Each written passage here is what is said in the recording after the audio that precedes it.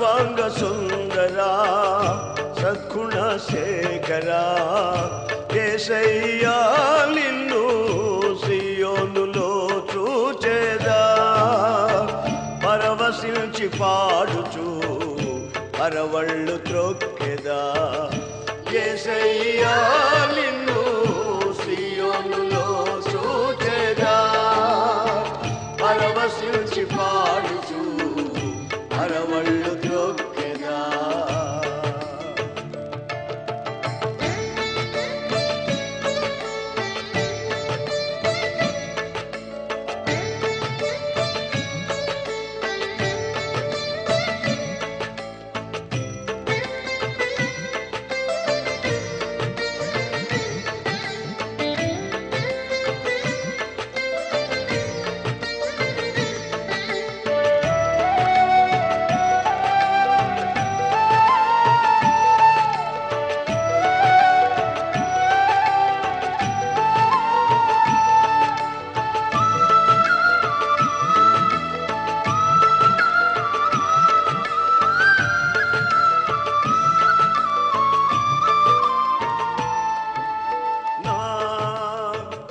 ప్రార్థన ఆలకించువాడా నా కన్నీరు తుడుచువాడా.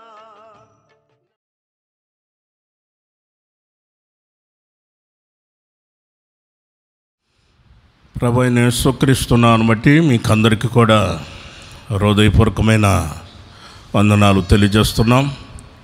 దైవ సేవకులు కూడా హృదయపూర్వకమైన వందనాలు తెలియజేస్తున్నాం. దేవుని పరిశుద్ధ గ్రంథంలో నుండి కీర్తనల గ్రంథం 145వ కీర్తన 20వ వాక్యాన్ని మనం చదువుకుందాం. యెహోవా తను ప్రేమించే వారి అందరినీ కాపాడును. అయితే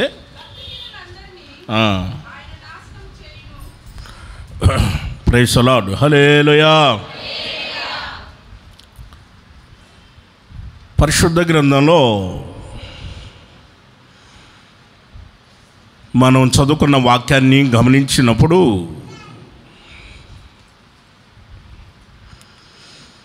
దావీదు మహారాజు, ఆయన ఒక రాజ్యాన్ని పరిపాలిస్తున్న రాజు. దావీదు మహారాజు ఆయన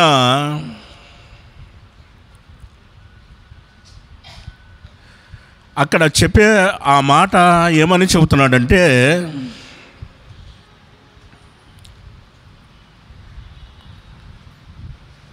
యెహోవా తను ప్రేమించే వారిని ఆయన కాపాడుతాడు అని.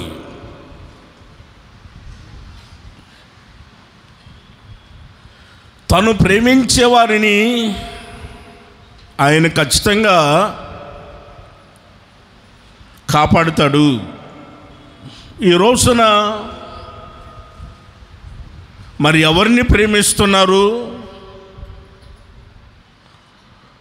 కొందరేమో మనుషులను ప్రేమిస్తారు, మరి కొందరేమో డబ్బును ప్రేమిస్తారు,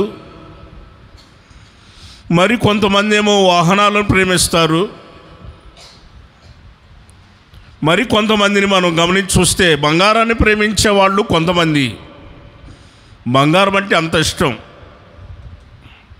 బంగారాన్ని ప్రేమించే వాళ్ళు కొంతమంది ఉన్నారు, డబ్బును ప్రేమించే వాళ్ళు కొంతమంది ఉన్నారు, మనుషులను ప్రేమించేవాళ్ళు, వాహనాలు ప్రేమించేవాళ్ళు, మనం ఎంతోమందిని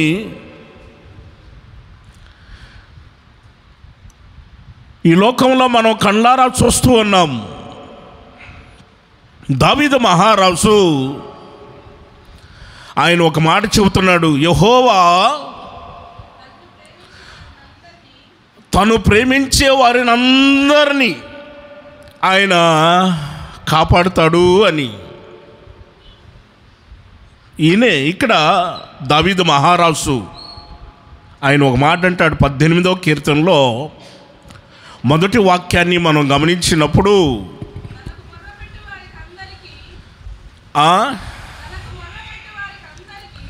18వ కీర్తన మొదటి వాక్యం, యెహోవా నా బలమా నేను నిన్ను ప్రేమిస్తున్నాను. మరొక మాట లేదు, ఒకటే మాట, ఒకటే గురి.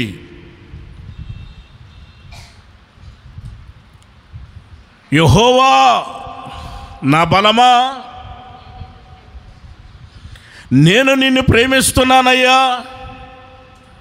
ఆయన ఆ విషయాన్ని మాట్లాడుతున్నాడు.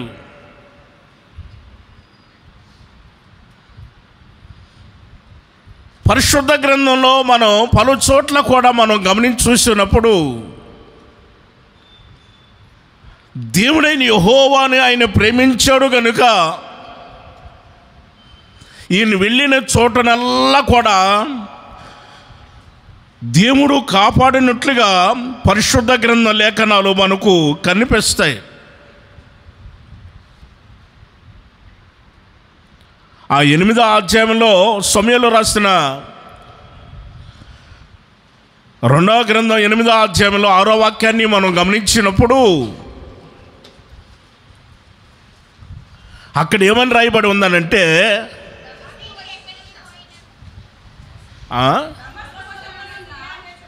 అవును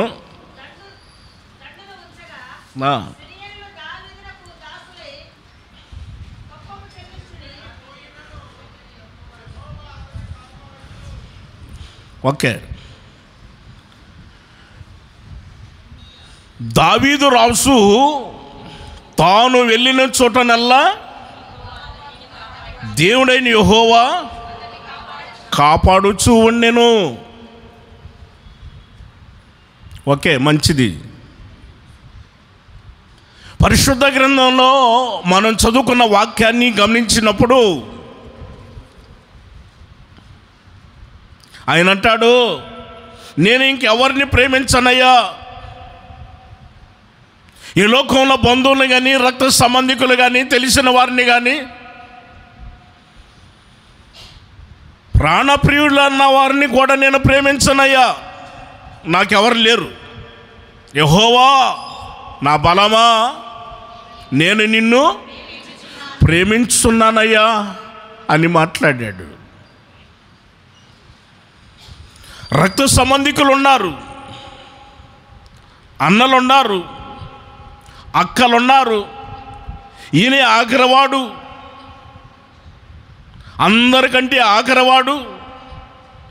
అందరూ ఉన్నారు కానీ నేను వారిని ప్రేమిస్తున్నాను, నా రక్త సంబంధికులను ప్రేమిస్తున్నాను, నా బంధువులను ప్రేమిస్తున్నానని. కానీ మరి తెలిసిన వారు ఇంకా చాలామంది ఉంటారు, పరిచయమైన వాళ్ళు ఉంటారు.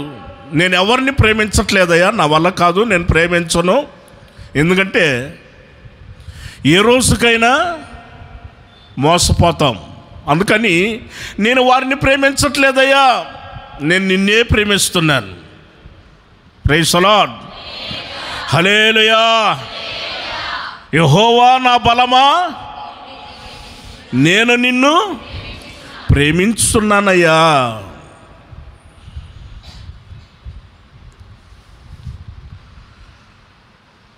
ఓ చోట మన మందిరానికి వస్తున్న ఒక ఆయన కుక్కను పెంచుకుంటున్నాడు. కుక్క మీద ప్రేమ ఎక్కువైపోయింది ఆయనకి. ఒకవేళ మీలో ఎవరైనా కుక్కను పెంచుకుంటే బాధపడొద్దండి.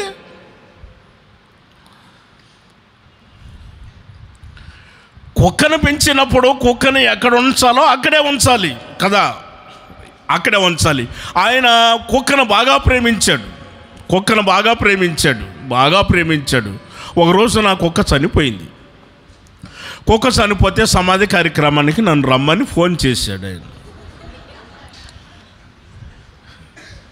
అయ్యా నేను రానయ్యా, నేను వేరే చోట మీటింగ్లో ఉన్నాను, నేను రాను అని చెప్పాను. సరే కదని చాలామందిని పిలుచుకున్నాడు ఆయన. పెద్ద కోటేశ్వరుడు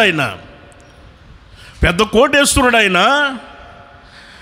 చాలామంది వచ్చారు, పాస్టర్లు చాలామంది పిలిస్తే చాలామంది వచ్చారు. ఎందుకంటే ఆయన కానుక పెడతాడు కదా, దానికోసం చాలామంది వచ్చారు. సమాధి కార్యక్రమం అయిపోయింది. 11వ రోజు ఆదరణ కూటం. 11వ రోజున ఆదరణ కూటం పెట్టుకున్నాడు ఆయన. అంటే కుక్కను ప్రేమించాడు కనుక కుక్క సరిపోయింది, మరి ఈయనకి ఆదరణ కావాల్సి వచ్చింది. ఆదరణ కూటం పెట్టుకున్నాడు 11వ రోజున. నాకు ఫోన్ చేశాడన్నా, 11వ రోజున ఆదరణ కూటం పెట్టుకున్నా, మీరు అప్పుడైనా రండి అన్నా అన్నాడు. నా వల్ల కాదయ్యా, నేను రావట్లేదని అన్నాను. నేను వేరే చోట ఉన్నాను. లేదు కుదరదయ్యా, నేను రాలేనంటే సరేలేనా అని చెప్పి చాలామందిని పాస్టర్ని పిలిచాడు. వాళ్ళందరూ వెళ్ళారు. వాళ్ళు వెళతా పాస్టర్లు నాకు ఫోన్ చేశారు. అన్న ఆయన మమ్మల్ని పిలిచాడు, 10 నిమిషాలు మరి వాక్యం చెప్పమంటాడు, మరి కుక్క గురించి మెసేజ్ చెబుతారా అని కొంచెం నన్ను అడిగారు పాస్టర్లు. అడిగితే నేను చెప్పాను, చచ్చిన కుక్క, బ్రతికున్న కుక్క, అరిసే కుక్క, మరిగే కుక్క, ఇలా ఉన్నాయి, బైబిల్లో ఉన్నాయి కుక్కలు ఉన్నాయా లేవా? ఉన్నాయి, వరుసగా ఉన్నాయి. తిండిపోతూ కుక్క, తిరిగే కుక్క, ఇంకా చాలా ఉన్నాయి కదా కుక్కలో. ఈ విధంగా ఉంటే అవన్నీ రెఫరెన్సులు చూపించాను. వాళ్ళు రాసుకొని వాళ్ళు చెప్పేశారు. నాకు పెద్ద ఆలోచన అయిపోయింది. కాదండి, చాలామంది మనుషులను ప్రేమించే వాళ్ళని చూసాము, బంగారాన్ని ప్రేమించే వాళ్ళని చూసాము కదా, డబ్బులు ప్రేమించే వాళ్ళని చూసాము, అంతస్తులు ప్రేమించే వాళ్ళని చూసాము. క్రొత్తగా ఇప్పుడు కుక్కను ప్రేమించే వాళ్ళని చూసాం. ఇప్పుడు నాకు తెలిసింది కాబట్టి నేను చెప్పాను, మీకు కూడా తెలియజేశాను. గమనించండి, మరి కుక్కను ప్రేమించేవాళ్ళు కుక్కలను కూడా ప్రేమిస్తున్నారు. ఎక్కడ ఉంచాలో కుక్కను అక్కడే ఉంచాలి, కానీ అంతగా ప్రేమించకూడదు. ఆయన రాజ్యంలో చాలా కుక్కలు ఉన్నాయి. దావీదు మహారాజు అయిన తర్వాత కుక్కలు చాలా ఉన్నాయి. ఏ కుక్కనైనా సరే దావీదు మహారాజు ప్రేమించాడా? ఏంటో సమాధానం ఇవ్వట్లేదు నాకు. లేదు, ప్రేమించలేదు.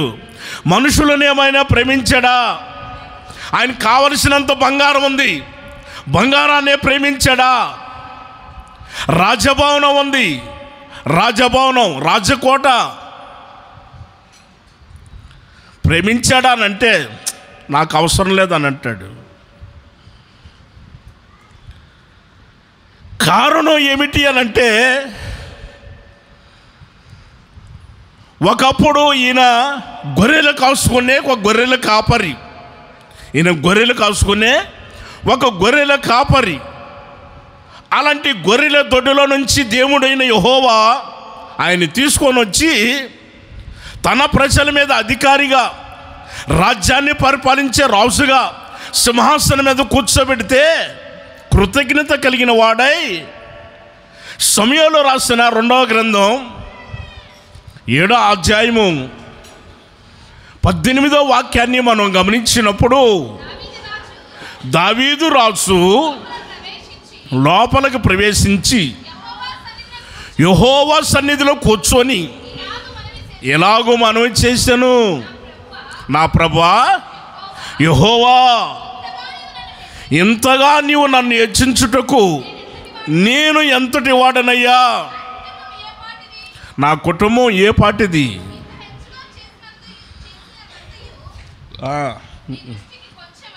అది కొంచెమే కదయ్యా, నువ్వు ఎంతగా హెచ్చించావు కదా, అది నీ దృష్టికి కొంచెమే కదయ్యా. చూడండి, దావీదు మహారాజు ఎక్కడికి వచ్చాడు? యెహోవా సన్నిధిలోనికి వచ్చాడు. యెహోవా సన్నిధిలోనికి వచ్చిన తర్వాత అక్కడ యెహోవా సన్నిధిలో కూర్చొని దేవునికి మనవి చేసుకుంటున్నాడు. దేవా యెహోవా, ఇంతగా నువ్వు నన్ను హెచ్చించుటకు నేను ఎంతటి వాడనయ్యా, నా కుటుంబము ఏ పాటిదయ్యా, నా కుటుంబం ఏ పాటిదయ్యా, నా కుటుంబం ఏ పాటిదయ్యా అని కృతజ్ఞత కలిగి దేవుని సన్నిధిలో మనం ప్రార్థన చేసుకోవాలి. కృతజ్ఞత కలిగి మనం ఎప్పుడైతే మనం ప్రార్థన చేసుకుంటామో మన దేవుడు ఎవరనంటే ప్రార్థన ఆలకించువాడు. ఆమేన్. గట్టిగా చెబుదాం హల్లెలూయా.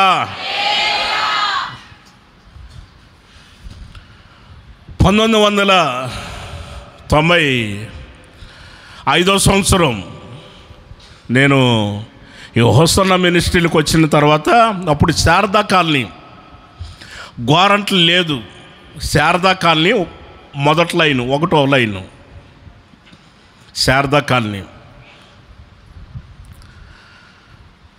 అప్పుడు దైవజనులు నేసన్న గారు, మన ఆత్మీయ తండ్రి, ఆయన ఈ ప్రాంతాలు ఈ పట్టణాల్లో కూడా తిరిగి సువార్త మహాసభలు ఏర్పాటు చేశారు. ఏర్పాటు చేసిన తర్వాత ఈ కర్నూలు, కడప, నంద్యాల ఈ పట్టణాల నుంచి ఉత్తరాలు వచ్చాయి. అప్పట్లో ఉత్తరాలు కదా, పెద్దవాళ్ళకి తెలుసు, పిల్లలకు తెలియదు ఆ విషయాలు, కొత్తగా పుట్టిన కొత్త తరానికి తెలియదు. ఉత్తరాలు, మేము క్షేమంగా ఉన్నాము, మీరు క్షేమంగా ఉన్నారా అని మొదట ఆ ఉత్తరంలో రాసే మాట, మేము క్షేమంగానే ఉన్నాం, మీరు క్షేమంగా ఉన్నారా అని రాసి ఆ ఉత్తరాలు ఇక్కడ నుంచి కడప నుంచి చాలా వచ్చేవి, ఉత్తరాలు చాలా వచ్చాయి. దైవజనులు నేసన్న గారు చెల్లెలు మేరక్క గారు ప్రతిరోజు ఉదయాన్నే 7 గంటల నుంచి 9 గంటల వరకు మమ్మల్ని ప్రార్థనలో ఉంచేవారు. అప్పట్లో మేము బ్రదర్స్, రాజమండ్రి జాన్వేశ్వర అన్నగారు, ప్రదీపాల అన్నగారు, నంద్యాలలో సేవ చేస్తున్న అనిల్ అన్నగారు, మేమందరం బ్రదర్స్. అప్పట్లో పాస్టర్లు కాదు, మేమందరం బ్రదర్స్.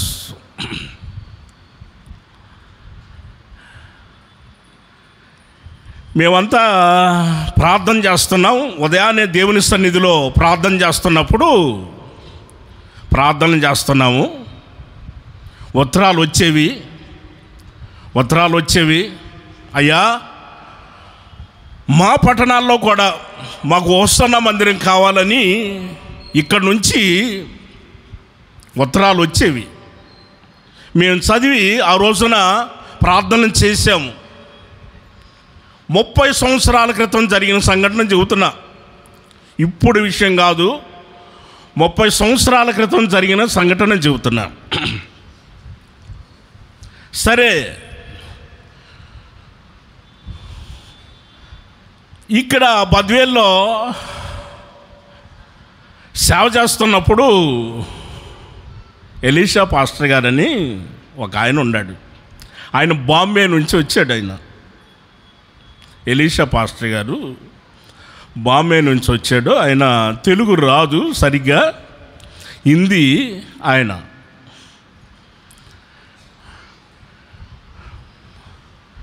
సేవకుల కూటం జరుగుతున్నప్పుడు, సేవకుల కూటం అప్పుడు సంఘాలు మాకు అప్పగించినప్పుడు ఆ సంఘాల గురించి ఒక విషయాన్ని చెప్పాలి. పలానా ప్రాంతంలో మందిరం కట్టాలి, పలానా ప్రాంతంలో స్థలం తీసుకోవాలి, సౌండ్ సిస్టమ్ కావాలి, లేదా బైక్ కావాలి, మాకు ఇవన్నీ అవసరాలు మేము చెప్పుకోవాలి. మైకులో చెప్పుకున్నప్పుడు అందరూ కలిసి ప్రార్థన చేస్తారు. ఆ రోజున పాస్టర్ గారు లేచి మైక్ తీసుకొని, నేను బద్వేలో సేవ చేస్తున్నాను, నా పేరు ఎలీషా,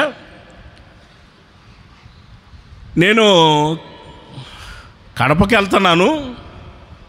అయితే కడుపులో ప్రార్థన మందిరాన్ని కట్టాలని మీరందరూ కూడా ప్రార్థన చేయండి అని ఆయన అన్నాడు. ఆయన తెలుగు రాదు, హిందీ. కడుపులో ప్రార్థనా మందిరం కట్టాలి, ప్రార్థన చేయండి అని అన్నాడు. మేరక్క గారు విన్నారు. నాయనా, ఇప్పటి వరకు మనం భూమి మీద కట్టాము మందిరాలు, ఇప్పటి వరకు మనం భూమి మీద కట్టాము మందిరాలని, ఇప్పుడు కడుపులో కట్టాల్సి వస్తుంది. ఏంటి నాయనా, కడుపు ఏంటయ్యా, కడుపులో మందిరం కట్టడం ఏంటి అని మరలా పిలిచి, దగ్గరికి పిలిచి మేరక్క గారు అడిగారు. ఆయన అన్నాడు, అక్క నిజమక్క, కడుపులో కట్టాల్సిందనక్క, ఖచ్చితంగా కట్టాల్సిందనక్క అని అన్నాడు మందిరాన్ని. ఇప్పుడు ప్రార్థన చేయాలి. ఏమని ప్రార్థన చేయాలి? దేవా, హోసన్నా మందిరం కడుపులో కట్టన్నానైనా అని ప్రార్థన చేయాలి. ఎట్లా ప్రార్థన చేయాలి ఏంటని ఆలోచన చేసి మేరక్క గారు మరలా అడిగితే అప్పుడు అసలు విషయం అర్థమైంది. కడపలో అని అర్థమైంది. అప్పుడు మేరక్క గారు మైకి తీసుకొని చెప్పారు, వినండి, కడుపు కాదు కడప.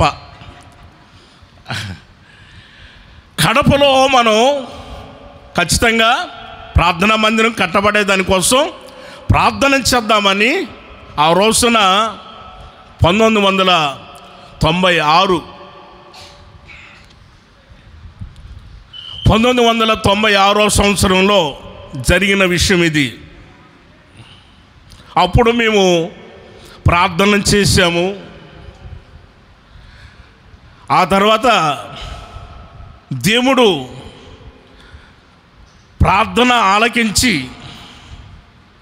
సభలు పెట్టడం కానీ, ఆ తర్వాత స్థలం తీసుకోవటం కానీ, మందిరం కట్టడం కానీ, పరిచర్యలు జరగటం కానీ, దైవజనులైన యేసన్న గారు సేవకులను ఇక్కడ పంపించడం, దైవ సేవకులను పంపించడం, ఒకరి తర్వాత ఒకరు వచ్చి ఇక్కడ సేవ చేయటం అనేది జరిగింది.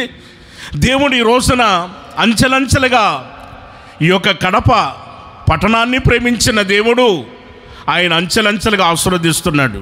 ఆమేన్, హల్లెలూయా. అంచెలంచెలుగా ఆశీర్వదిస్తున్నాడు. ప్రతిరోజు స్తోత్ర ప్రార్థనప్పుడు ఈ కడప పట్టణంలో ఉన్న మందిరాలు 2 ఉన్నాయి కదా, ఈ మందిరాల కోసం మేము స్తోత్రాలు చెబుతున్నాము, ప్రార్థన చేస్తున్నాం. మినిస్ట్రీలో ఎన్ని సంఘాలు ఉన్నాయో అన్ని సంఘాల కోసం మేము ప్రార్థన చేస్తున్నాం, స్తోత్రాలు చెబుతున్నాం. దేవుడేమో మేము ప్రార్థన చేసిన మందిరాలకి స్తోత్రాలు చెప్పిన యొక్క ప్రజలు సంఘస్థులని చూసేదానికి దేవుడు కృపనిచ్చాడు. ఆయన ఇచ్చిన కృప. ప్రైజ్ ది లార్డ్, హల్లెలూయా. ఇది దేవుని యొక్క మహాకృప. అది మా బలము కానీ, మా తెలివి కానీ, మా జ్ఞానం కానీ, మా ఆలోచన కాదు, కాదు. ఇది కేవలం దేవుని కృపయే. ప్రైజ్ ది లార్డ్, హల్లెలూయా. నిజమండి. ఎందుకంటే ఇన్ని సంవత్సరాలు స్తోత్రం స్తోత్రం స్తోత్రం స్తోత్రం స్తోత్రం స్తోత్రం స్తోత్రం సంఘస్థులు కడప పాత మందిరంలో ఉన్న సంఘస్థుల కోసం స్తోత్రం స్తోత్రం స్తోత్రం, క్రొత్త మందిరంలో ఉన్న విశ్వాసుల కోసం స్తోత్రం స్తోత్రం స్తోత్రం. ఎన్నిసార్లు ఈ రోజున ఈ విధంగా చూసేదానికి కూడా ఆయన కృపనిచ్చాడు. చాలా పట్టణాలకి, అనేక సంఘాలకు ప్రభు తీసుకొని వెళుతున్నారు. దేవుని మహాకృప. ఆమేన్, హల్లెలూయా.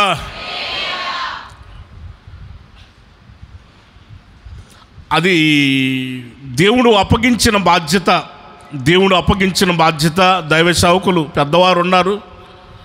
వారు అనుభవాన్ని బట్టి వారు మమ్మల్ని ఈ విధంగా పంపిస్తూ ఉంటారు. సీనియర్లను బట్టి, ఇట్లా అనుభవాన్ని బట్టి అనేక చోట్లకి పంపిస్తున్నారు. దైవజనులైన ఎస్సన్న గారు ఆయన ఒక్కరోజు కూడా ఖాళీ లేకుండా తిరిగేవాడండి. ఆయన ప్రోగ్రాం 3 నెలల వరకు ప్రోగ్రాం అంతా అయిపోయేది. ఇక్కడ డేట్ ఉండేది మధ్యలో, పెద్ద పేపరు, ఇంత పెద్ద పేపరు, మధ్యలోనేమో డేట్లు ఉంటాయి. ఈ ప్రక్కనేమో రాత్రి మీటింగ్స్ మహాసభలు ఎక్కడ ఉండే రాస్తాడు. ఈ ప్రక్కన యువతలేమో పగలు ఎక్కడికి వెళ్ళాలో ఇల్లు ఓపెనింగ్ చేయటం కానీ, ఈ ప్రక్కన కోటాలు ఉంటే ఆ కోటాలకు కానీ ఎవరింటికైనా విజిటింగ్కి వెళ్ళేది కానీ ఈ ప్రక్కన రాస్తాడు. అదే డేట్లోనే ఈ ప్రక్కనేమో మహాసభలు ఏర్పాటు చేస్తాడు. పగలు తిరుగుతున్నాడు, రాత్రి తిరిగాడు, పగలు తిరుగుతున్నాడు, రాత్రి తిరుగుతున్నాడు. ఆయన ఎలా తిరిగాడు అని పెద్ద ఆలోచన. మేము ఈరోజు తిరుగుతుంటే కాదండి, ఈ రోజున ఈ విధంగా తిరుగుతూ ఉంటే అసలు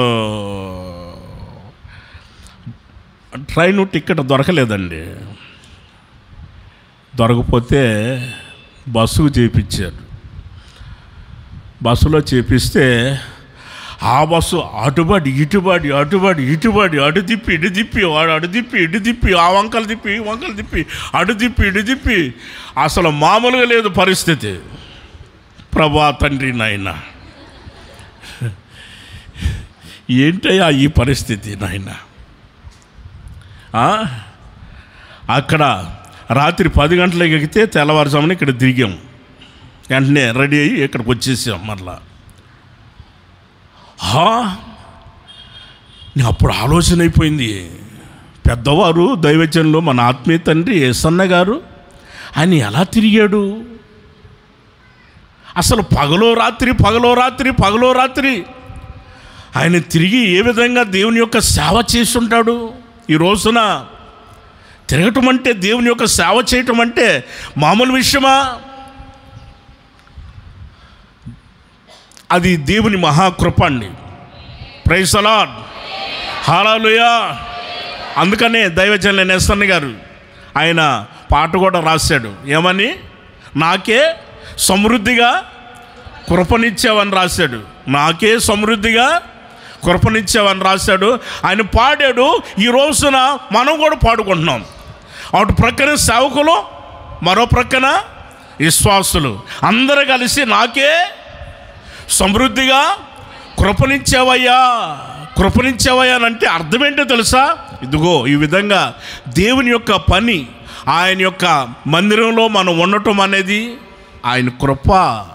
ప్రైజ్ ది లార్డ్, గట్టిగా చెప్పాలి హల్లెలూయా. 2 సార్లు కరోనా వచ్చిందా? 2 సార్లు కరోనా వచ్చింది. కరోనా కరోనా కరోనా కరోనా అని చెప్పేసి అందరూ గుండెలు పట్టుకొని గడగడ గడగడ ఉనిగిపోతున్నారు. ఎక్కడోళ్ళు అక్కడ అంబులెన్స్ వస్తుంటే ఎవరింటికి తలుపులు కాదు, కిటికీ తలుపులు తీసి చూశారు.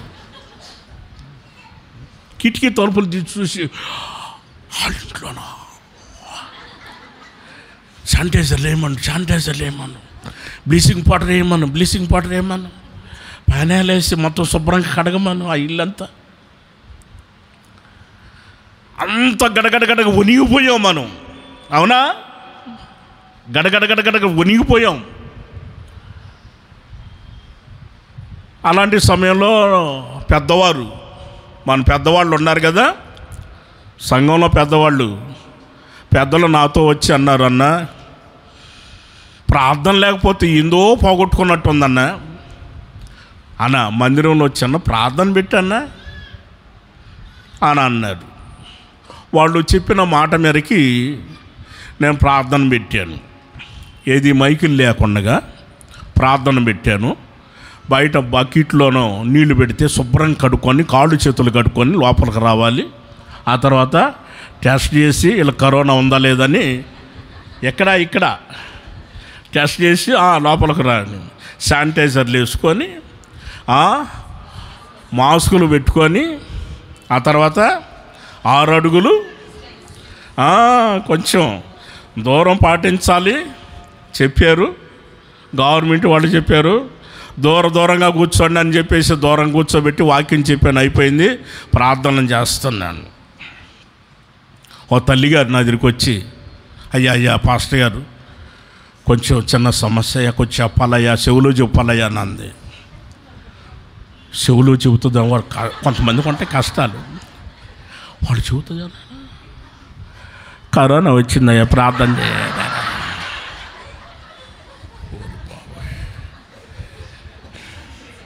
అమ్మ, ఆ విషయం చెవులో చెప్పేది కాదమ్మది.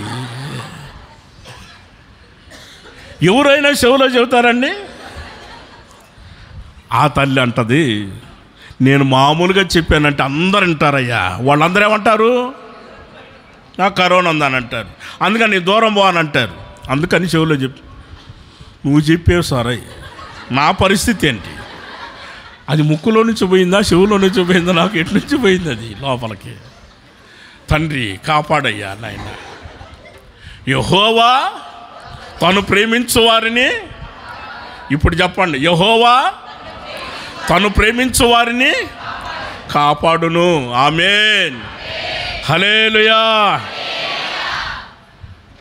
ఈ రోజున మనం బ్రతికున్నామంటే దేవుని మహాకృప.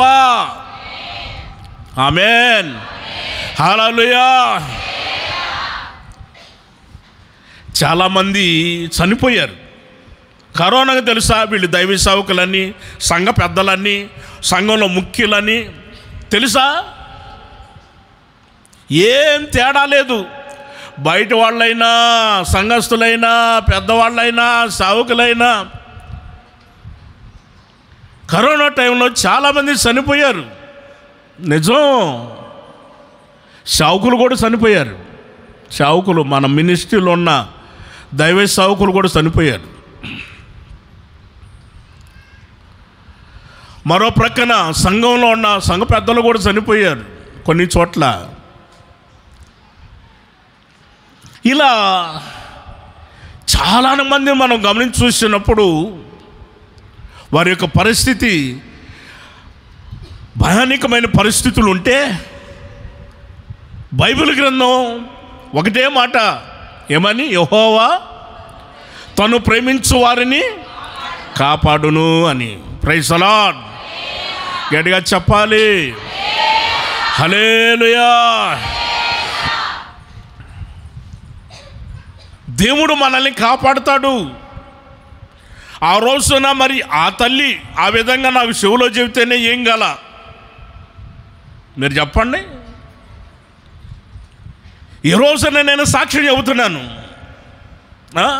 కొంతమంది అన్న జ్వరం వచ్చిందని ప్రార్థన చేయాలంటే, సరే కదా జ్వరం కదని ప్రార్థన చేశాను. ఆ అన్న వెళ్ళిపోతూ చెప్పాడు, అన్న నాకు కరోనా అన్న అని చెప్పాడు. ముందు చెబితే ప్రార్థన చేయకుండా ఉంటానని ఆయన ప్రార్థన చేయించుకున్నాడు. జ్వరం అని ప్రార్థన చేయించుకొని వెళ్ళిపోతా చెప్పాడు ఆ మాట. ఇప్పుడేంటి పరిస్థితి? ఏంటి పరిస్థితి? ఒకటి ఆలోచన, తండ్రి ఈ రోజుల్లో జరుగుతున్నవన్నీ కూడా గమనించి చూడండి అయ్యా. తండ్రి నీ సేవ చేస్తున్నాను, 10 మందికి ఉపయోగపడేవాడినయ్యా.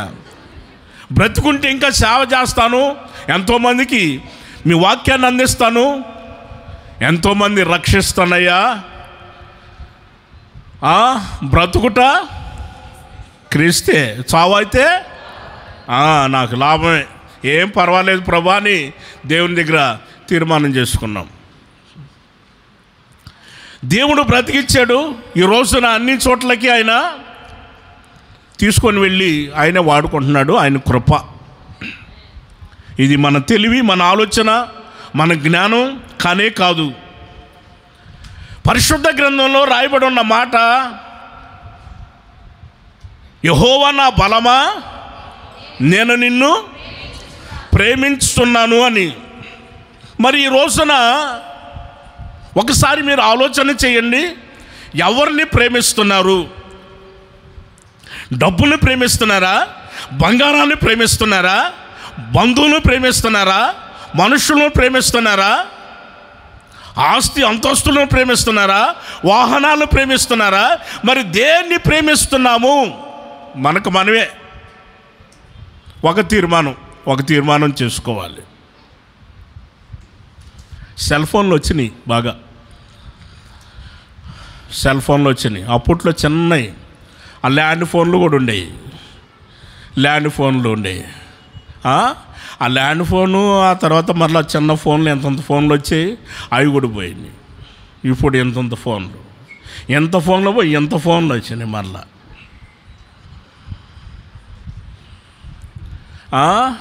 ఆ ఫోన్లో ఫేస్బుక్లు చెప్పమ్మా, వాట్సాప్లు, యూట్యూబ్లు, ఈ నెట్ సంబంధించిన మొత్తం ఒక వ్యక్తి ఎవరో ఆ మధ్య మన మందిరానికి వచ్చే ఒక కుటుంబస్తులు, 2 భార్యాభర్తలు మన మందిరానికి వస్తున్నారు. వారికి 2 పిల్లలు, ఒక ఆడపిల్ల, మగ పిల్లవాడు. బాగా చదివిస్తున్నారు, కష్టపడి పిల్లలను చదివించుకుంటున్నారు. 20 సంవత్సరాలు వచ్చిన తర్వాత ఆ అమ్మాయి ఎవరో పరిచయం అయితే, ఫేస్బుక్లో పరిచయం అయిపోతే వాడు రకరకాలమైన మాటలు చెప్పాడు, బాగా చెప్పాడు. అమ్మా, యవనస్తుల పిల్లలు కొంచెం గుర్తుపెట్టుకోండి, జాగ్రత్త పడండి, మగపిల్లలైనా ఆడపిల్లలైనా కొంచెం జాగ్రత్త పడండి. తల్లిదండ్రులు కని పెంచారు, గొప్ప చేస్తున్నారు. వాళ్ళు పెళ్ళి ఎప్పుడు చేయాలనేది వాళ్ళకి నిర్ణయిస్తారు, వాళ్ళు చేస్తారు. ఘనంగా చేయాలని ఒక ఆలోచన ఉంటుంది. నా కూతురికి నేను ఘనంగా పెళ్లి చేయాలి, మంచి వరుణ్ణి చూసి నేను చేయాలి, మేము చేస్తాము, ఒక ఆలోచన మీద ఉంటారు. ఒక తండ్రి ఒక తల్లి ఆలోచన మీద ఉంటారు. అబ్బాయి కూడా అంతే, గుర్తుపెట్టుకోవాలి. ఖచ్చితంగా కన్న తల్లిదండ్రులు నీ మీద అన్ని దృష్టి పెట్టుకొని ఖచ్చితంగా నేను మంచి వధువును చూసి పెళ్లి చేయాలని, గుణవతి అయిన అమ్మాయిని చూడాలని ఆలోచన ఉంటుంది. కొంచెం జాగ్రత్త బాబు. ఎక్కడో జరిగిన విషయాలు కాదు, మన మందిరాల్లో జరుగుతున్నాయే చెబుతున్నాను, కొంచెం వినండి. జాగ్రత్తల కోసం నేను చెప్పేది, జాగ్రత్తల కోసం, పిల్లల జాగ్రత్తల కోసం చెబుతున్నానమ్మా. యవనస్తుల పిల్లలు కొంచెం జాగ్రత్త పడండిరా. వాడు ఏమని చెబుతున్నాడు? నేను నిన్ను ప్రేమిస్తున్నాను, అసలు లోకంలో నువ్వు కాకపోతే ఇంకెవరు లేరు, నాకు ఎవరు కనిపించట్లేదు, నువ్వే కనిపిస్తున్నావు. తెల్లవారిందంటే చాలు నువ్వే నా కంటికి కనపడుతున్నావు. నేను నిన్ను ప్రేమిస్తున్నాను, నిన్ను పూలో పెట్టి చూసుకుంటాను అని చెప్పాడు. అమ్మా, ఒకసారి గుర్తుపెట్టుకోరా, పూలో పెట్టి చూసుకుంటాను అన్నాడు కదా, పువ్వు ఎంత ఉంది, నువ్వు ఎంత ఉండవు.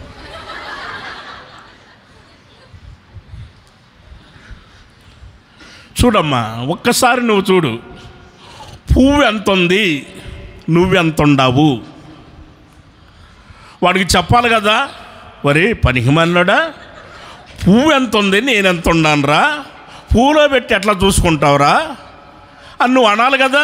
అనకుండగా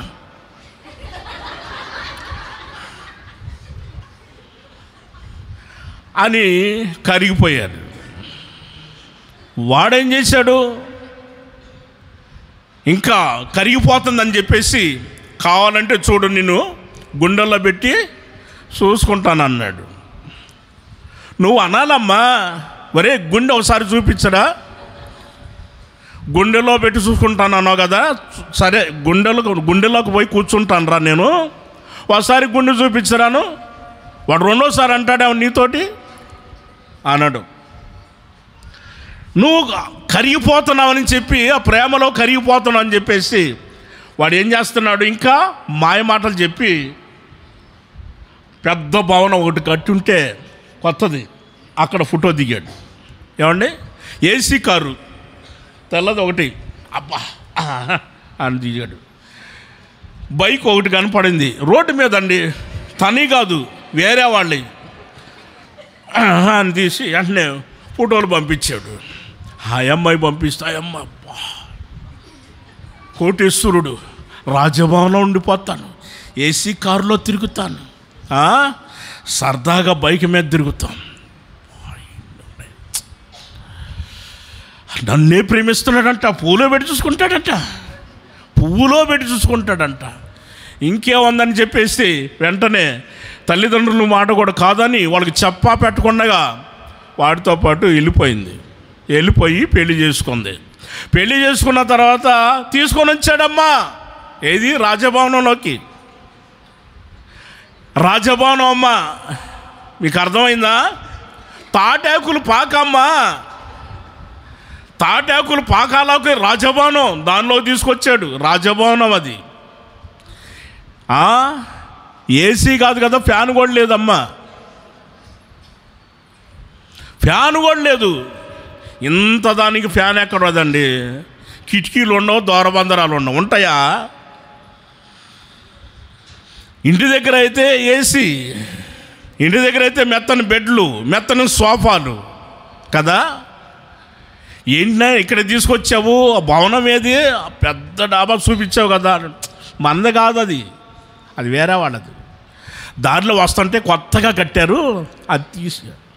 మరి కారు మంది కాదు, కారు మనది కాదు. బైకు ఓడలేదు, నడవటమే. ఎంత దూరమైనా నడిచి వెళ్ళటమే. కొంచెం జాగ్రత్త పడండి అమ్మ యవ్వనస్తుల పిల్లలు.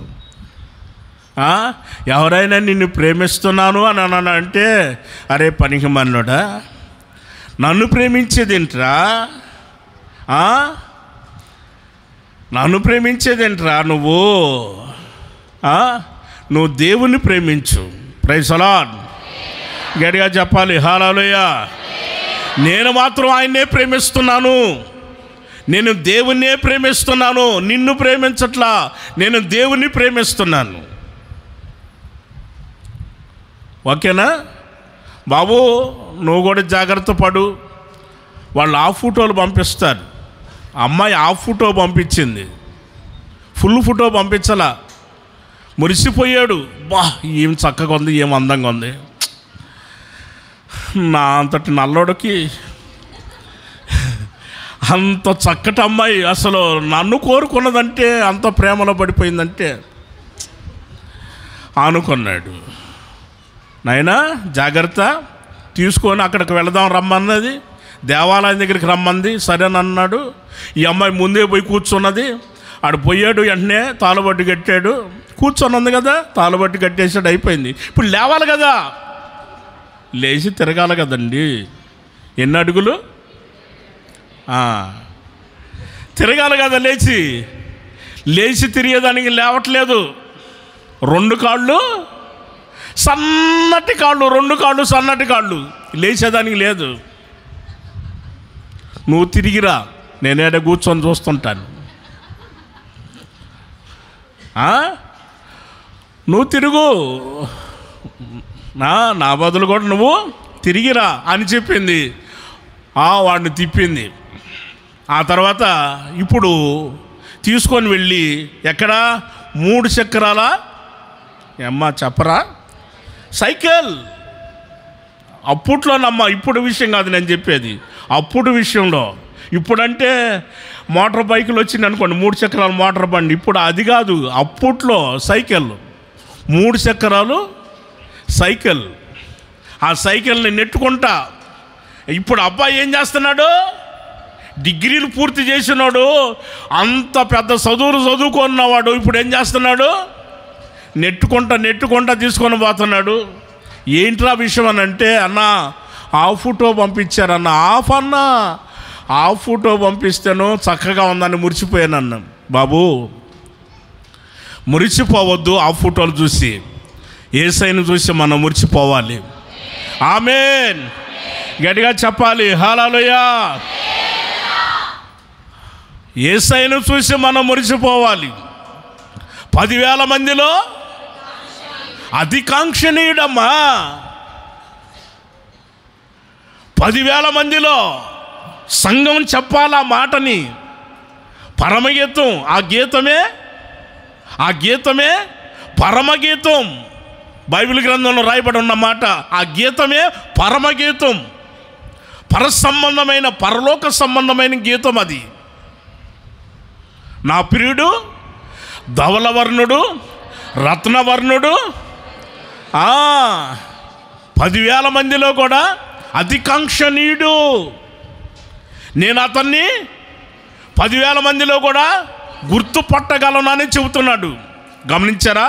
మనం ఆ విధంగా ఆయన మాత్రమే మనకు కనిపించాలి, ఆయన మాత్రమే కనిపించాలి, ఆయన మాత్రమే కనపడాలి. ఒక మాట చదువుతారండి. దావీదు మహారాజు ఒక మాట చెబుతాడు. 123వ కీర్తన మొదటి వాక్యం. ఆకాశమందు ఆసీనుడై ఉన్నవాడా, నీ తట్టు నా కన్నులెత్తుచున్నాను. దేవునికి స్తోత్రం. గట్టిగా చెబుదాండి, హల్లెలూయా. ఇప్పుడు ఆకాశము తట్టు మనం కన్నులెత్తినప్పుడు ఆకాశంలో ఏం కనపడతాయి? సహజంగా చెప్పండి, సూర్యుడు కనిపిస్తాడు, చంద్రుడు కనిపిస్తాడు, చెప్పాలి, నక్షత్రాలు కనపడతాయి. మనకి ఆకాశంలో మనకు చాలా కనపడతాయి. ఆకాశంలో మనకు అనేకమైనవి మనకు కనిపిస్తూ ఉంటాయి కదా.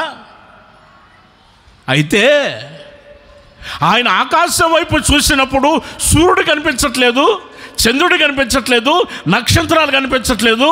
ఆయన ఆకాశమందు దేవుడు ఆసీనుడై సింహాసనం మీద, ధవళ సింహాసనం మీద ఆయన ఆసీనుడై కనపడుతున్నాడు.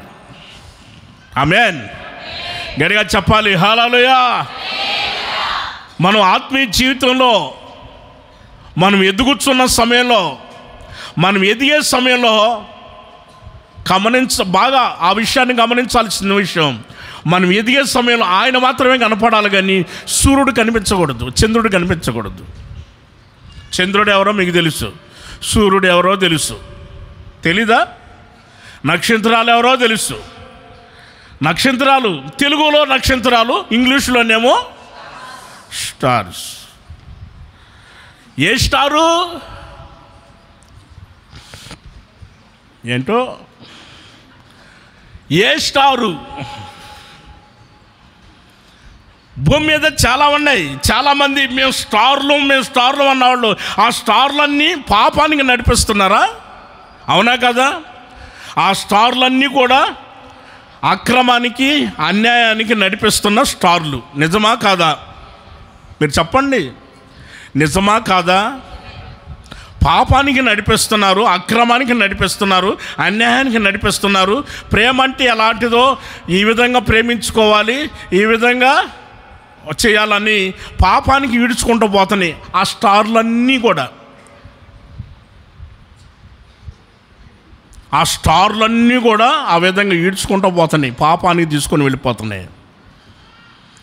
కానీ క్రీస్తునందు ప్రియ దేవుని బిడ్డలారా, ఇప్పుడు ఈయన చూస్తుంటే నక్షత్రాలు కనపడట్లేదు, సూర్యుడు కనిపించట్లేదు, చంద్రుడు కనిపించట్లేదు. యోబు గ్రంథంలో రాయబడి ఉంది. యోబు గ్రంథంలోనంట ఒకసారి సూర్యుడు చూశాడు. ఏం అందంగా ఉన్నాడు, ఏం చక్కగా ఉన్నాడు, హైటు వెయిటు, అరే ఏముండాడు అసలు, ఏం చక్కదనం అసలు. ఎవరైనా మనుషులు వస్తే నేను లోపల పెట్టేసుకుంటాను, లోపల పెట్టేసేస్తారు. ఎవరు లేంటంలో మరలా వెంటనే తీసి, అమ్మా అక్కడ ఉన్న విషయం చెబుతున్నాను నేను, యోబు గ్రంథంలో ఉన్నదే చెబుతున్నాను నేను. చంద్రుడు అబ్బా ఏమున్నాడు, చుక్కల్లో ఏంటమ్మా చెప్పండి, సామెత చెప్పండి. చుక్కల్లో చంద్రుడు ఏమున్నాడండి అని మురిసిపోతున్నారంట. యోబు గ్రంథంలో రాయబడి ఉంది. అయితే దావీదు మహారాజు పొరపాటును కూడా చంద్రుడును చూడట్లేదు, సూర్యుడిని చూడట్లేదు, నక్షత్రాలను చూడట్లేదు, అవి ఎవ్వరు కూడా కనిపించట్లేదు. దేవుడు ఒక్కడే కనపడుతున్నాడు అండి. ఆమేన్, హల్లెలూయా. భూమి మీద మనం జీవిస్తున్నప్పుడు ఆయన ఒక్కడే మనకు కనపడాల్సింది. ఈ భూమి మీద నిజమండి, మీరు ఏమనుకోవద్దు. యోబు యొక్క జీవితంలోనండి ఒక మాట నేను చెబుతాను వినండి. ఆయనకి కష్టం వచ్చింది, శ్రమలు వచ్చినాయి, నిందలు వచ్చినాయి, అవమానాలు వచ్చినాయి. 10 మంది పిల్లలు ఒకే రోజు చనిపోయారు. అవునా? అప్పుడు ఎవరైనా వచ్చి పలకరించారా? సరే, స్నేహితులు వచ్చారు. వచ్చిన వాళ్ళు ఏమన్నా బలపరిచారా? నువ్వు అంత పరిశుద్ధుడువా, నువ్వు అంత నీతిమంతుడువా, అంత పవిత్రుడువా, అంత యథార్థం కలిగిన వాడువా? సూటిపోటు మాటలు పొడిచి. ఇప్పుడు చెప్పండి, లోకులు కాకులై పొడుస్తున్నారు. అమ్మా, లోకులు కాకులై పొడుస్తున్నారు. ఇప్పుడు ఆయనకి కష్టం వచ్చింది, నష్టం వచ్చింది, బాధ వచ్చింది. బలపరచు, ధైర్యపరచు. ఎంత బాగుంటుందమ్మా. ఎవరికైనా రోగం వచ్చింది అనుకోండి, ఇంకేముంది, ఆ రోగం వచ్చిందా, అయ్యో మొన్న ఈ మధ్య అక్కడ పోయి చూశాను, పోయాడు. మొన్ననే సమాధి కార్యక్రమం చేసి వచ్చాం.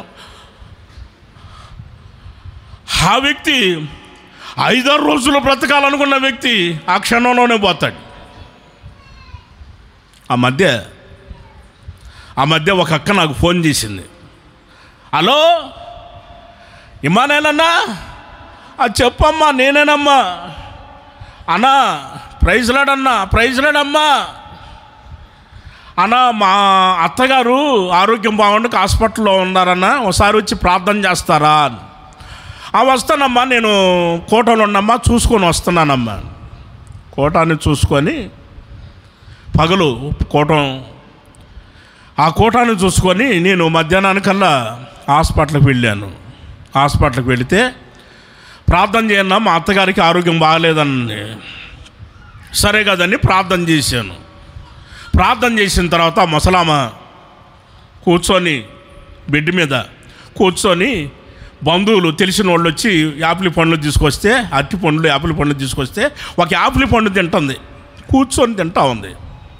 నేను ప్రార్థన చేసి అమ్మా వెళ్ళొస్తానమ్మా అని ఆ అక్కకి నేను చెప్పి నేను బయలుదేరి వెళుతున్నాను. మందిరానికి నేను బయలుదేరి వెళ్తా ఉంటే, అన్నా పాస్టర్ అన్నా,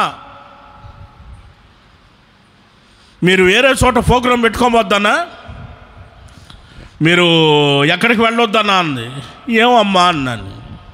ఎందుకంటే మరలా వేరే చోటకు పోతే మా అత్తగారికి సమాధి కార్యక్రమం ఎవరు చేస్తారు అన్నాను. సమాధి కార్యక్రమా ఎవరికమ్మా అంటే, మా అత్తగారికి. మీ అత్త కూర్చొని యాపిల్ పండు తింటుంది కదమ్మా, కూర్చొని యాపిల్ పండు తింటుంది వాళ్ళ అత్త. ఆమె సమాధి కార్యక్రమం కోసం నేను ఆగాలంట.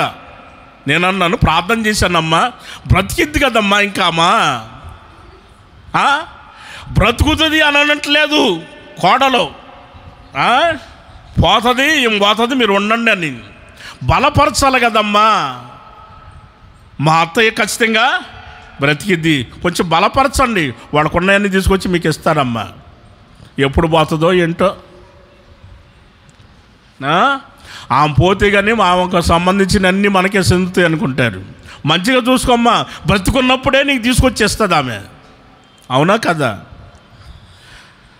Praise the lord, hallelujah.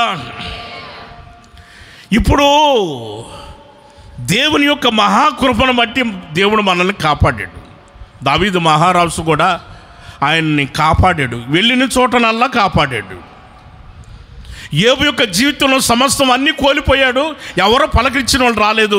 Bible రాస్తుంది, నా ప్రాణ స్నేహితులు కూడా దూరంగా ఉన్నారు, నా బంధువులు, నా స్నేహితులు అందరూ కూడా దూరంగా ఉన్నారు. తెలిసిన వాళ్ళు కూడా నన్ను ఎవరో పలకరించట్లేదు. ఏది అనారోగ్యం వచ్చినప్పుడు, సమస్తం కోల్పోయినప్పుడు మరలా దేవుడు 2 అంతుల మేలు కలుగు చేశాడు కదా. 2 అంతుల మేలు కలుగు చేసినప్పుడు అక్కడ రాయబడి ఉన్న విషయం ఏంటో తెలుసా? తర్వాత మీరు చదువుకోండి. యోబు గ్రంథం 42వ అధ్యాయం 11వ వాక్యంలో అక్క చెల్లెళ్ళు వచ్చారు. మరి అప్పుడు రావచ్చుగా, ఆరోగ్యం బాగానప్పుడు రావచ్చు కదమ్మా. ఎప్పుడు రాలేదే, అక్క చెల్లెలు రాలేదే.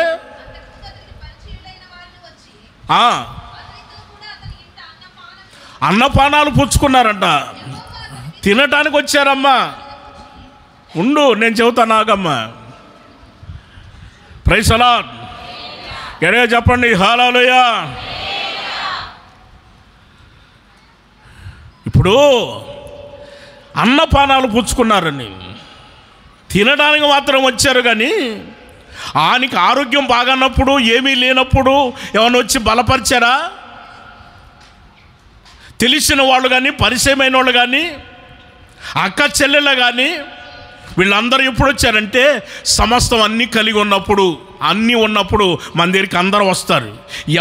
మన దగ్గర ఏమీ లేకపోతే ఎవరు పలకరించరు, మన దగ్గర ఎవరు రారు. దేవుడు ఒక్కడే మన దగ్గర ఉండేది. ఆమేన్, హల్లెలూయా. నేను ఒంటరిని కాను, నా తండ్రి నాతో కూడా ఉన్నాడు అని చెబుతాడు యేసయ్య. నా తండ్రి నా ప్రక్కనే ఉన్నాడు, నేను ఒంటరిని కాను. నేను ఒంటరి ఒంటరి ఒంటరి అని చాలామంది కుమిలిపోతుంటారు. నేను ఒంటరిదాన్ని, నేను ఒంటరి వాడిని, నన్ను ఎవరో పలకరించట్లేదు, నాకెవరో తోడు లేరు, నన్ను ప్రేమించే వాళ్ళు లేరు, ఆదరించే వాళ్ళు లేరు, ధైర్యపరిచేవాళ్ళు లేరు అని. యేసయ్య ఆయన ధైర్యపరిచేవాడు, మన పక్షాన ఉన్నాడు ఆయన. ఆమేన్, హల్లెలూయా. ఆయన మన ప్రక్కనే ఉన్నాడు. ఆయన ధైర్యపరిచేవాడు, మనల్ని ప్రేమించేవాడు. ఆయన మనల్ని ప్రేమించేవాడు. మనం ఆయన ప్రేమిస్తే ఆయన మనల్ని ప్రేమిస్తాడు కదా. ఆయన ఒక మాట అన్నాడు, నన్ను ప్రేమించు వారిని, అమ్మా, నన్ను ప్రేమించు వారిని నేను ప్రేమిస్తున్నాను అని అన్నాడు సామెతల గ్రంథంలో. మీరు తర్వాత చదువుకోండి, మీకు తెలియదు ఏముంది. పాత విశ్వాసులు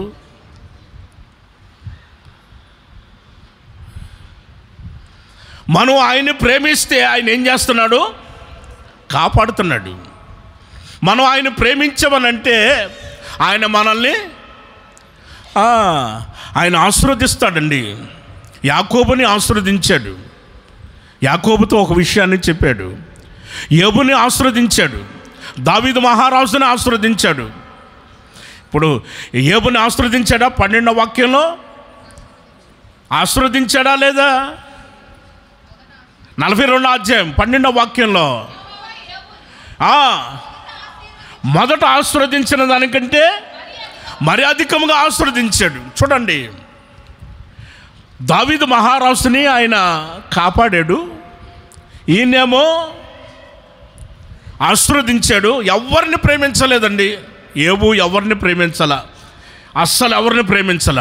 పిల్లలు చనిపోయారంటే యెహోవా ఇచ్చెను, యెహోవాయే తీసుకొని పోయినని మాట్లాడాడు. యాకోబుని మనం ఒకసారి గమనించి చూస్తే మనం ముగించుకోబోతున్నాము. ఆదికాండంలో 28వ అధ్యాయంలో 15వ వాక్యాన్ని మనం గమనించినప్పుడు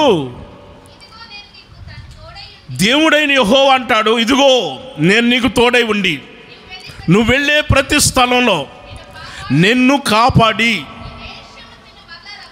ఈ దేశానికి మరలా నిన్ను నేను రప్పిస్తాను, నేను నీతో చెప్పినది నెరవేర్చు వరకు నేను నిన్ను ఎడవను. ఆమేన్, గట్టిగా చెప్పాలి హల్లెలూయా. దేవుడు ఏమని చెప్పాడు? యాకోబుతో ఏమని చెప్పాడమ్మా?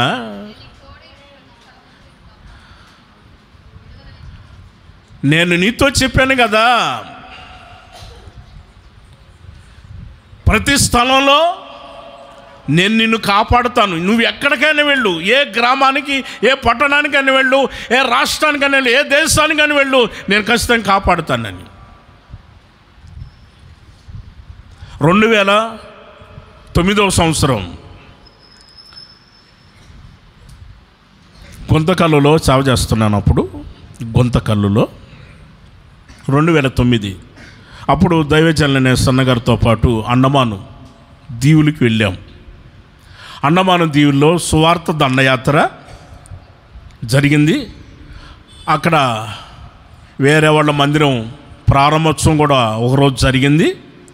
మిగిలిన దీవులకి వెళ్ళి సువార్త దండయాత్ర సువార్త అందించాం. దేవుని యొక్క సువార్త అనేక చోట్లకు వెళుతున్నాం. దీవులు అండమాను దీవులకు వెళతా ఉంటే మేము వెళ్ళే ఆ వాడ ఒక్కసారిగా వాళ్ళు ఆయిల్ చూసుకోలేదు, ఆయిల్ అయిపోయింది, నడి సముద్రంలో ఆగిపోయింది. నడి సముద్రంలో ఆగిపోయిందండి. ఆగిపోయేసరికి ఇప్పుడు అది ఏమన్నా చిన్న పడవ కూడా కాదండి, అది పెద్దది వాడ. అది నెట్టుకుండా పోయేది కూడా కాదు, అది పెద్దది. అది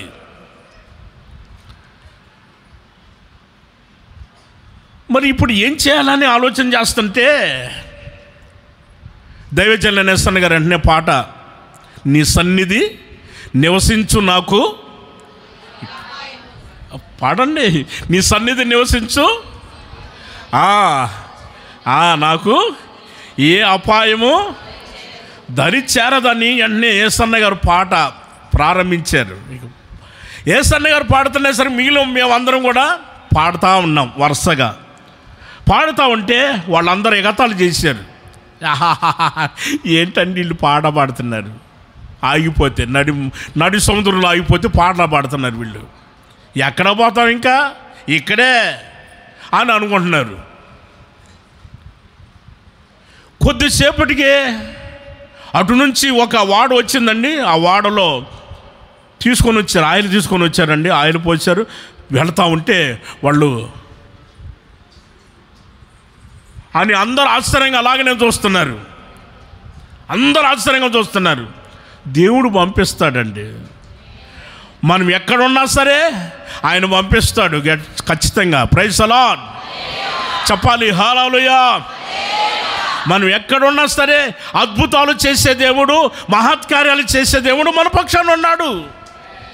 ఆనాడు ఇశ్రాయేలు జనం పక్షాన సూచక్రియలు, మహత్కార్యాలు దేవుడు చేయలేదా? ఎర్ర సముద్రాన్ని పాయలు చేయలేదా? చేశాడా లేదా? మరి ఎర్ర సముద్రాన్ని పాయలు చేసిన వాడు మన జీవితంలో వస్తున్న ఏదైనా సరే ఆ సమస్యలన్నిటి కూడా క్లియర్ చేసి మనల్ని అద్దరికి నడిపించే దేవుడు మన పక్షాన ఉన్నాడు. ఆమేన్. ఈ వాక్యం దేవుడు అందరి హృదయాలలో ఫలింపచేయునుగాక. ఈ సంఘాన్ని మరింతగా దేవుడు ఆశీర్వదించునుగాక.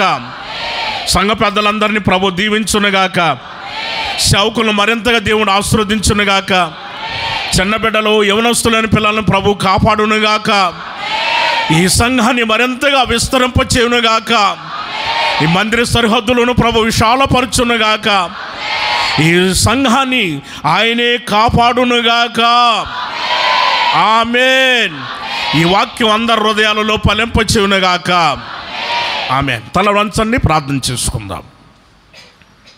ఈ ఉదయకాల సమయంలో పరలోకమందున్న దేవుడు చక్కటి విషయాలు ప్రభు మనతో మాట్లాడారు. క్రీస్తునందు ప్రియ దేవుని బిడ్డలారా, సహోదరి సహోదరులారా, ఆయన మనల్ని ప్రేమించాడు.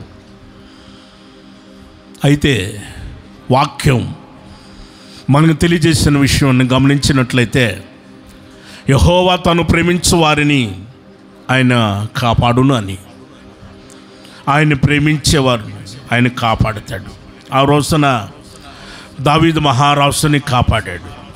ఎందుకంటే ఆయన ఒకటే మాట చెప్పాడు, యెహోవా నా బలమా, నేను నిన్ను ప్రేమిస్తున్నాను అని. అలాగే మనం ఆయన్ని ప్రేమించినట్లయితే ఆయన మన పట్ల ప్రేమను చూపి, అనురాగాలు చూపి ఆయన కాపాడి ఉన్నతమైన స్థానంలో, ఉన్నతమైన స్థితిలో, ఉన్నతమైన స్థానంలో ఉంచే దేవుడు మన పక్షాన ఉన్నాడు. ఆ రోజున అబ్రహాము ఆశీర్వదించాడు, యాకోబుని ఆశీర్వదించాడు, మరి యోబుని దేవుడు ఆశీర్వదించాడు.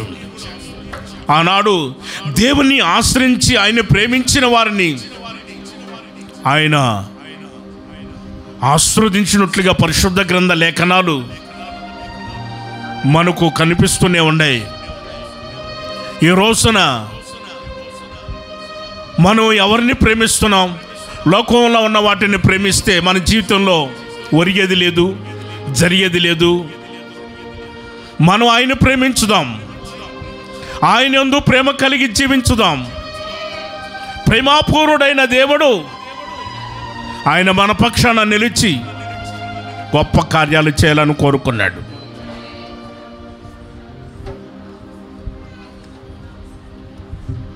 మంచిది, ప్రార్థన చేసుకుందాం.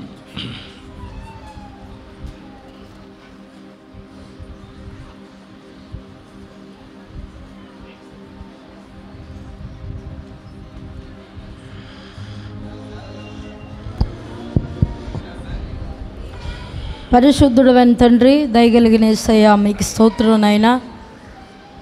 ఈ ఉదయకాల సమయం, ఈ పునరుద్ధానపు ఆరాధన ఇంతవరకు కూడా మహిమకరంగా, ఆశీర్వాదకరంగా మీరు జరిగించారు ప్రభా. చక్కటి వాతావరణాన్ని అనుగ్రహించారు.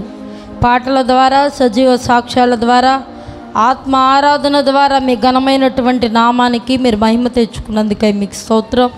దయగలిగిన తండ్రి, ఉదయకాల సమయంలో దైవజనులను దూర ప్రాంతం నుంచి ఈ ప్రాంతానికి క్షేమంగా మీరు నడిపించారు ప్రభా. ఈ ఉదయకాలం నాయనా మీ దాసులను బలపరిచి మీ కృపతో నింపినాయన, మీ లేఖన సత్యాల్లో నుంచి కూడి వచ్చినటువంటి సంఘమంతటితో కూడా మీరు మాట్లాడిన ప్రతి మాటను బట్టి మీకు స్తోత్రం. కీర్తనాకారుడైనటువంటి దావీదు ప్రభువా సెలవిచ్చినట్లుగా, నా తండ్రి యెహోవా తన్ను ప్రేమించు వారిని కాపాడును అని అయ్యా మీ లేఖన సత్యాల్లో నుంచి మీరు మాట్లాడిన ప్రతి మాటను బట్టి మీకు స్తోత్రం. యెహోవా నా బలమా, నేను నిన్ను ప్రేమించుచున్నానని దావీదు ఏ విధంగా సెలవిచ్చి ఉన్నాడో మీరు మాట్లాడి ఉన్నారు. దయగలిగిన మా తండ్రి నీకు స్తోత్రం. ఈ ఉదయకాల సమయంలో మిమ్మల్ని ప్రేమించు వారందరినీ కూడా కాపాడాలని మీరు కోరుకున్నందుకై మీకు స్తోత్రం నాయనా. దయగలిగిన తండ్రి నీకు స్తోత్రం ప్రభువా. యేసయ్యా మీకు స్తోత్రం నాయనా. అయ్యా మిమ్మల్ని అందరినీ కూడా ప్రేమించు వారిగా ఒక్కొక్కరిని మీరు మార్చమని ప్రార్థిస్తున్నాను తండ్రి. మిమ్మల్ని ప్రేమించు వారందరినీ కూడా కాపాడుతానని సెలవిచ్చారు. దావీదుకి ఎన్నో అపాయాలు సంభవించినప్పటికీ దావీదు మిమ్మల్ని అమితంగా ప్రేమించాడు కనుక దావీదు వెళ్ళిన ప్రతి స్థలంలో కూడా దావీదుని మీరు కాపాడుతూ వచ్చారయ్యా. అటువంటి ఉన్నతమైన కృప మా అందరికీ మీరు దయచేయమని ప్రార్థిస్తున్నాం. యేసయ్యా మా పితరులందరినీ కూడా మీరు కాపాడారు ప్రభువా. మా పితరులందరూ కూడా నాయన అబ్రహాము, యాకోబు వీరందరూ కూడా మిమ్మల్ని ప్రేమించారు కనుకనే అయ్యా వారి ప్రేమను బట్టి వారి జీవితాల్లో మీరు కాపాడుతూ వచ్చారయ్యా. ఇది మొదలుకొని నాయన ఈ నూతన సంవత్సరం అంతా కూడా మేమందరం కూడా మిమ్మల్ని అమితంగా ప్రేమించగలుగునట్లు మా అందరినీ మీరు బలపరచమని ప్రార్థిస్తున్నాం. యోబును మీరు మా ముందుంచి ప్రభువా, యోబుకి ఎన్ని శ్రమలు ఎదురైనప్పటికీ ప్రభువా, తన ఆస్తి అంతా కోల్పోయినప్పటికీ ప్రభువా, యోబు మిమ్మల్ని విడువక ప్రేమించి ఉన్నాడు గనుక యోబును రెండింతలుగా మీరు ఆశీర్వదించారు నాయన. ఇది మొదలుకొని ప్రభువా అట్టి స్థితిలో ఉన్న ప్రతి ఒక్కరిని కూడా మీరు జ్ఞాపకం చేసుకోమని ప్రార్థిస్తున్నాం. యోబు వలె మాకెన్ని శ్రమలు ఎదురైనప్పటికీ ప్రభువా మిమ్మల్ని ప్రేమించగలుగునట్లుగా, మిమ్మల్ని విడిచిపెట్టక ఉండగలుగునట్లు మీరు కృప చూపమని ప్రార్థిస్తున్నాం. ఈ వాక్కులన్నీ మా జీవితాల్లో ఫలభరితంగా మీరు మార్చమని ప్రార్థిస్తున్నాం ప్రభువా. వాక్యం చెప్పిన మీద ఆశలను కూడా బలపరచండి, సంపూర్ణమైన ఆరోగ్యాన్ని అనుగ్రహించండి, కొలతలేని అభిషేకాన్ని మీరు దయచేసి ఈ నూతన సంవత్సరం అంతా ఘనమైన పాత్రగా మీరు వాడుకోమని ప్రార్థిస్తున్నాం. ఈ ఆరాధనలో పాలు పొందిన ప్రతి ఒక్కరిని కూడా ఉన్నతమైన మేలులతో దీవించండి నాయన. మీ సన్నిధిలో ఉన్న ఆశీర్వాదాలు చేతబట్టుకొని తిరిగి వెళ్ళినట్లుగా సహాయం చేయండి. ఈ ఆరాధన ఇంతవరకు కూడా మహిమకరంగా జరిగించారు. అందును బట్టి కృతజ్ఞతాస్తుతులు చెల్లిస్తూ యేసు నామములో వేడుకొనుచున్నాం తండ్రి, ఆమేన్. స్తోత్రం స్తోత్రం స్తోత్రం. మన ప్రభువైన యేసుక్రీస్తు వారి యొక్క కృపయు, తండ్రి అయిన దేవుని యొక్క ప్రేమయు, పరిశుద్ధాత్మిక సహవాసము ఇప్పుడు ఎల్లప్పుడూ సదాకాలము మనకును ఆయన ప్రేమించుతున్న ప్రతి ఒక్కరిని కూడా ఆయన కాపాడి ఆశీర్వదించి ఆ రాజ్యానికి ప్రభు సిద్ధపరుచునుగాక. ఆమేన్. హల్లెలూయా హల్లెలూయా హల్లెలూయా. ప్రభువైన యేసుక్రీస్తు నామమున చేస్తున్నది గమని